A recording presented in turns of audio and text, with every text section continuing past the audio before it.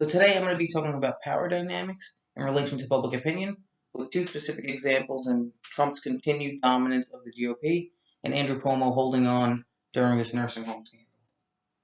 So I would argue that public opinion is the driving force behind almost all political decision making. Politicians care more about what's good for them and their careers than they do what's good for the country. And I mean, politicians will occasionally defy public opinion. And when I say that, I don't mean, oh, there's 60-40 split on support for one issue and they go with the 40. No, when they look at all the factors, the demographics that support the issues, what's good for them personally, they will very rarely stray from that, unless they have just had enough and want to do the right thing and they're willing to lose their seat for it, or they make a miscalculation and they think that one going one way is actually better for them and then they find out it's not. Trump is still overwhelmingly popular in the GOP, even after the January 6th insurrection and calling for his own vice president's head, basically. This has done very little to shake his support amongst the Republican voters. Suffolk University poll that came out just this week that 46% of Republicans would actually abandon the GOP if Trump formed his own third party. Only 27% said they would stay with the GOP. The rest were undecided. So you could see the tension there for Republicans who want to break away from Trump. Is it even possible at this point with the stranglehold that he has on the voters? And you've seen a lot of people going down to Mar-a-Lago, kissing the ring. Nikki Haley came out and criticized the president, and then immediately tried to go and get a meeting with him at Mar-a-Lago to kind of get back in his good graces. He refused the meeting. You see Lindsey Graham going there and being a real puppet on the airwaves. Just complete loyalty to Trump, even though we all know Lindsey Graham probably hates Donald Trump. I mean, with the history they've been through. So he just feels like he's looking at the public polling and he's saying, we cannot divorce ourselves from Trump. It's just not possible. Trump 2024, that's a big question, right?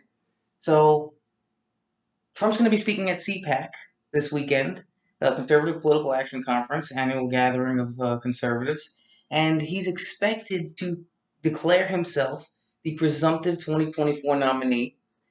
It's described as a show of power, a show of force, typical strongman Trump, and we'll see. Is he really going to run in 2024? Mitt Romney says that if he runs, he's going to win in a landslide. If you look at the polling, so we'll see. The big news this week: his tax returns. So he tried to appeal to the Supreme Court to block his tax returns from going to Cy Vance, Manhattan District Attorney, who's currently undergoing a criminal investigation into the Trump Organization for tax fraud, mainly. Supreme Court rejected that appeal. Cy Vance is getting the tax returns. Trump is likely to be indicted, I think. If I put on I have a background in law. I've worked in the legal profession for about 7 years as a paralegal. I think he's going to be indicted personally. But will that change anything for his voters? Michael Cohen predicts he's going to wind up in jail. So that's a great, endorsement. Probably not, right? It's probably not going to change anything for them. I mean, if you still support Donald Trump at this point, after everything that's happened, what on earth could really get you to change your mind? Because as you see here with this poll that just came out, 73% of Trump voters do not believe Biden was legitimately elected president. 58% of them blame Antifa for January 6th.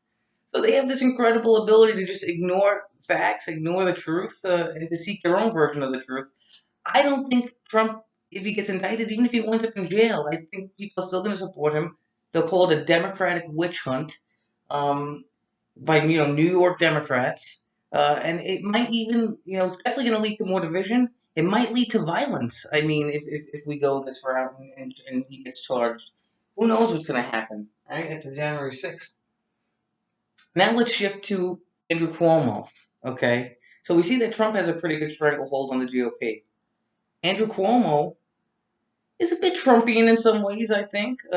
He's had a pretty tight grip on the New York Democratic Party. He's about to finish his third term as governor. He's known to be kind of tyrannical in the way he does things. Um, if you don't know about the nursing home scandal, it's been a growing story.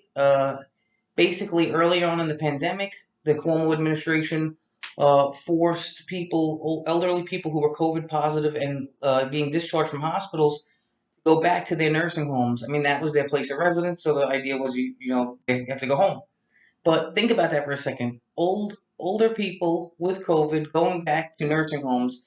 COVID spread like wildfire there. It caused so many deaths and so much illness that could have been prevented with a smarter policy.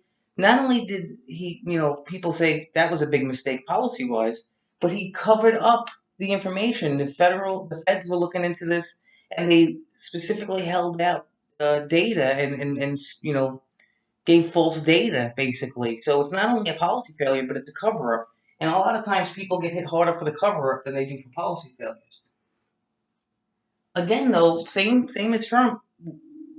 He's lost some support, Cuomo, definitely from the summer when he was riding sky high in public approval, but it's still pretty steady. I mean, if you look at 2018, he had 54% approval, and now it's down to 50. I mean, so he had this huge kind of increase in public approval with the way he handled the pandemic early on, but um, now that it's come down, it's not like it's come down so bad. He's still above water in terms of favorability. So 50% approve, and it's I think 46% disapprove, which is very similar to what he had last time he ran. And if you look at what happened last time he ran, he cruised to reelection. So how much is this really going to affect Andrew Cuomo's political capital? It's an ongoing story. It could keep falling his numbers, but we'll see. I mean, I wouldn't bet against him.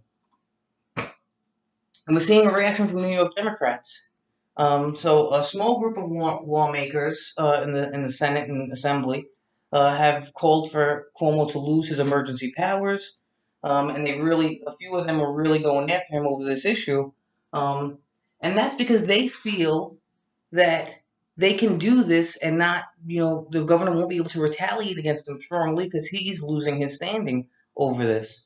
Um, Assemblyman Ron Kim in Queens, he had a phone call with Cuomo where Cuomo said, "You better back me on this. You better, cut it out going after me, or I'm going to destroy you." Supposedly, not only did Assemblyman Kim ignore that attempt at exerting power on Cuomo's part, he actually leaked the phone call to the press and is now calling for the governor's impeachment.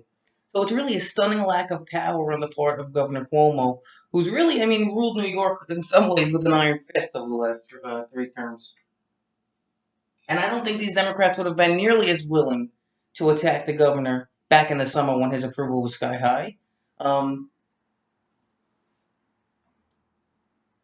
I think that the calculation they're making again is that he's weakened, so it's okay to do this now. Can we even still trust polling? I'm talking all about polling, but can we even still trust polling? I mean, a lot of polling is done by landline, and people are moving away from landlines. Even with cell phones, you're not answering phone calls you don't recognize. Pollsters did very poorly in 2016 and 2020. Uh, so, a lot of people are saying you can't really trust polling. But there's an argument that issue-based polling is easier to conduct than election polling. You don't have to worry about turnout so much. But, I'm not sure if that holds water. And then questions. Just a few questions, and I'll post these in the chat so we have them. And I mean, and one final, I mean, just thought. I mean, think about Mayor De Blasio. He's a punching bag for pretty much everyone who's running for office in the city is going to go after Mayor De Blasio. Why is that? It's because he has a 20% approval rating. When he first came into office, nobody was attacking him. He had a fairly high approval rating, but as his approval rating went down and down into the basement, now all of a sudden he's a punching bag because it's popular to attack him. So just some things to think about, and we'll maybe discuss some of these questions.